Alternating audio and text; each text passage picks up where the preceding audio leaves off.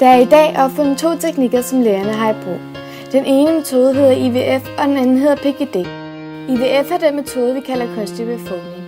IVF er en reagensglasbehandling. Ægget tages ud af æggestokkene og bliver befrugtet med sæden i et laboratorium.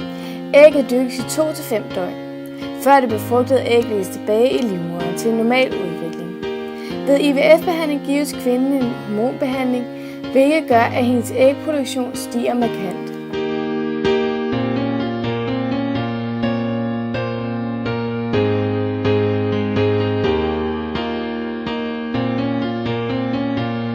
PGD-behandling er et supplement for IVF, som tilbydes til par, hvor enten kvinden eller manden har en kendt arvelig sygdom eller en risiko for at få et barn med en arvelig sygdom eller en kromosomforandring. Formålet med PGD er at mindske risikoen for, at der opnås en graviditet, hvor det senere viser sig, at fosteret er sygt. PGD er en teknik, hvor det er muligt at teste og se, om fosteret har genetiske sygdomme ved hjælp af en scanning. Når æggene har delt sig i 4-6 celler, fjernes 1 eller 2 celler fra hvert æg, som derefter undersøges under et mikroskop.